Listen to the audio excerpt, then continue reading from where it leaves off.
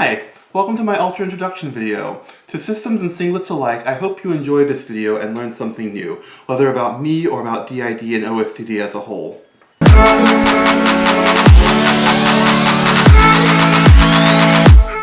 Hello everyone, welcome back. My name is Madeline, and here on this channel we make videos about LGBT issues and mental health. So if that sounds like your cup of tea, consider subscribing. Also, for those of you who may be new to the channel, welcome to my childhood home. We are celebrating our sister's graduation, and so that's really exciting. But yeah, we have a Christmas tree in frame once more, and that makes me really happy. Anyway, last summer I made a video where I talked about having OSDD, what that means and what it looks like for us, but none of us have really talked all that much about it since then. We do usually sign our contributions in the community tab, and we've talked about being a system in our live streams, but it hasn't really been a regular topic of conversation on this channel since I made that initial video. And I want to change that. Having OSDD is an incredibly important part of our lives. It's literally the reason that most of us, if not all of us, exist, and a number of us want to share that with y'all. So for this video, I'm going to be reintroducing myself. A lot of you wanted me to film an Alter introduction video, and so I'm going to. A lot has changed since the last introduction video I filmed. I didn't know I was part of a system back then, and I wasn't even out as trans at the time. So whether you're new to the channel or you've been a subscriber since day one, hopefully you'll learn something new about me and about OSDD. So I'm going to be using a questionnaire that I developed myself, just a few basic questions about who we are as alters within the sanctuary system, and you're welcome to ask more questions down in the comments below. Anyway, first question is name and how you got it. This is actually one of my favorite stories to tell. It's a bit bittersweet, but there are still some happy memories associated with it. So I identify as a non-binary trans woman. Emphasis on the trans woman part, but the non-binary part is still pretty important to me. The first name I decided on wasn't actually Madelyn, it was Michelle. Okay, technically it was Lyra, but that's a long story for another day. But no matter how much I tried, I just didn't resonate with the name Michelle. Like, I couldn't even write my signature as Michelle. It was weird.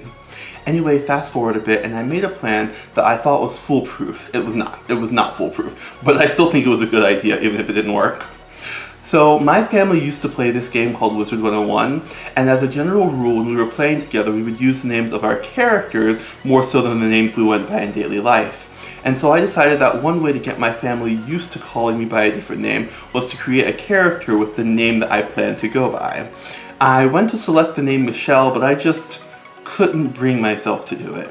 So I decided to start with the A names, scroll through all of them, and whichever one I liked the most would be the one I went with. And when I reached the name Madeline, a literal shockwave ran up my spine, and I just knew it was my name. I just knew. So yeah, it didn't really work in the sense that one of my family members hasn't called me by that name since I came out, but it did work in that it helped me discover my name. Also, fun fact. My general rule is that those who I'm close to, friends, family, subscribers, etc., can totally call me Maddie, but if our relationship is more professional or distant, I prefer to be called Madeline. Follow-up fun fact, if I ever get my doctorate and become a professor, I think I want my students to call me Madeline more so than Dr. Jones. But not Maddie. Definitely not Maddie. That is irrelevant to the question at hand, but I think it is worthwhile information. Anyway, that was a bit of a long answer. Next question is age, and I am 25. I identify with the body's age, the body's birthday, and so on. As far as I know, I'm the only alter who identifies as the exact same age as the body, but I don't know everyone's birthday. With regards to gender, which is the next question, I am a non-binary trans woman. You could also use the term demigirl, but I think that non-binary trans woman does a better job of getting to the heart of my identity. Next is a question about pronouns, and I use she, her pronouns. A lot of people think that I use they, them pronouns because I'm non-binary, but while I vastly prefer they, them pronouns over he, him pronouns, neither holds a candle to she, her pronouns. Next question is sexuality, and that's a question that feels simple on the surface, but I think it gets weirder the more I think about it. Almost always I tell people that I'm a lesbian, and for the most part that checks out since I'm a trans woman who is attracted to other women. However, I'm also non-binary, which complicates things slightly, but I'm a firm believer that non-binary lesbians exist and are valid, so it's not the major complicating factor that it may seem to be at first glance. What is a complicating factor is that I'm not only attracted to women, but also feminine non-binary people, fembies if you will. And I often worry that identifying as a lesbian, someone who is only attracted to women, will invalidate the identities of the feminine and non-binary people who I also find attractive. That being said, I really don't want to identify as bisexual because that usually evokes a sense of, oh, you're attracted to men and women, and I'm not attracted to the menfolk, at least not romantically or sexually, and so I'm like a little bit torn. Long story short, I'm a femme person who's attracted to other femfolk, and so I use the term lesbian while being aware that it may not be totally perfect. But perfect or not, it feels comfy and nice and warm, and I'd rather not adopt another label if I don't have to. Another long answer, sorry about that. Next question is role in the system, and I am the host, which is the person who handles most of the daily living stuff. I front a solid 90% of the time, which is why you almost always see me in videos, posting in the community tab, etc.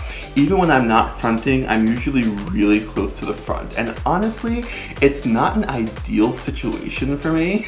Like, I really wish I could just chill out in the inner world from time to time, but I'm pretty much always fronting, which is controlling the body completely, co-fronting, which is controlling the body partially, or co-con, which is like close enough to know what's going on in the comment on the outside world, but having little to no control over the body. Alyssa, our gatekeeper, says it's best for the system that I remain close to the front at all times, but I can only speculate as to why that is because she won't tell me. The general rule in our system is that Alyssa is pretty much right about everything, but that doesn't stop me from wondering why she's right. Next question, inner world appearance. I'm going to combine this with a later question, which is favorite place in the inner world, and say that I honestly don't know. I don't have full access to the inner world. It's a bit blurry and out of focus, and I have to concentrate really hard just so I don't get pulled back into the outer world. And ever since our most recent hospitalization, the inner world has been completely unrecognizable. Like, before there was a big house at the center of our inner world, but now it's this insanely bougie mansion that has like 11 stories or something ridiculous like that. I don't know what happened to our old house. I don't know what happened to the city. Judith Castle is still there, but it's not where I remember it being, and it's just confusing. I haven't visited all that much since I got out of the hospital because it's all really different and intimidating. But to answer the question, I don't know what I look like in the inner world because it's blurry and hazy and I've never looked at myself in the mirror. And I don't know what my favorite place is because everything's different and unfamiliar now. Before everything changed though, I'd probably say the city, even though I got attacked by this shadow creature and Natalie had to come rescue me. The library in the old house is a close second though, and I haven't been attacked by anything there. Moving on to something I do know, favorite musical artists. I've been listening to a lot of J-pop recently, so Risa, Calafina, Aimee, Garnadelia, Air Aoi, Luna Haruna, Yasuda. Basically, I'm a weeb. They all sing anime songs, that's how I discovered them. I also enjoy K-pop. I mostly enjoy the groups that everyone knows, like BTS and Blackpink, but I also really like KARD, I like KDA, especially Akali, I like Stray Kids, Felix is my bias, and yeah, there's a good deal of K-pop on my Spotify like songs list. I'm also a huge fan of Carolee, have been since high school, and Alan Walker is one of my newer musical obsessions. I realize that I haven't named any North American artists yet, but I do really like Billie Eilish, though not as much as Natalie. I like Icon for Hire, I like Porter Robinson, who's from right here in North Carolina, so yeah, I like musicians from all around the world. Strangely enough though, I'm not the type of person to like run through a person's discography and just listen to all their music. Like, I don't think I've listened to anyone's entire album since middle school. No wait, Hozier. I listened to all of a Hozier album a couple years ago because I was with my friend and she was listening to it. But like, I'm a very sporadic music listener. You can be one of my favorite musical artists and I may have only listened to like 30% of your stuff. Anyway, I'm going to stop rambling about this, but random question. Would anyone be interested in us making Spotify playlists to show off our different musical tastes? I know that another popular system on YouTube did something similar and it sounds like a fun idea. I'm on board, I know Luna's on board, and a lot of us love music, so I'm pretty sure plenty of others would love to share what they've been listening to, so just let us know. We're almost done. Favorite color is purple. I'm actually thinking of getting purple braids for the summer, but I haven't quite decided on a color or a style just yet. Favorite things to do / hobbies. I like writing. I've been writing a lot of poetry, some of which I've shared in live streams here on YouTube, and I'm also working on a novel. I also really enjoy video games. I mostly play this one mobile game on my phone called Fate Grand Order, but I also really enjoy Final Fantasy, Kingdom Hearts, Legend of Zelda. I mostly like JRPGs, but I also adore games like Professor Layton and Phoenix Wright. Basically, I like anything that makes me think. whether that's through a storyline that captivates me for years, the strategy involved in playing the game, or the struggle of solving puzzles and deciphering evidence. Our next to last question is thoughts on the channel, and I think that should be pretty obvious to most of you watching this video. I created the channel back in 2016, uploaded the first video back in 2018, I film most of the videos, I respond to most of the comments, I have pretty positive thoughts about the channel. I definitely still have a lot to learn about running a channel, but I'm really optimistic about the direction that things are headed in. And lastly, what else do you want people to know about you? I think I really want people to know that I like to have fun. I've been told by a lot of people that I'm very serious, that I have a very old soul, that I don't know how to take a joke, but like, I'm such a goofball.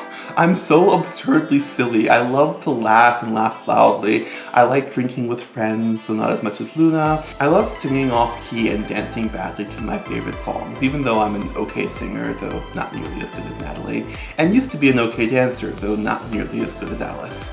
I don't know, I guess I just want people to know that I'm not as stoic and stuffy and serious as I might appear at first glance. I want people to know that I'm pretty fun if you take the time to get to know me. Anyway, that's all the questions I wrote down. I hope you learned something new about me, and if you have any questions, drop them in the comment section down below. Remember that you're wonderful, and that the world is a better place because you're in it. And as always, thank you so much for watching, and I'll see you in the next video. Bye!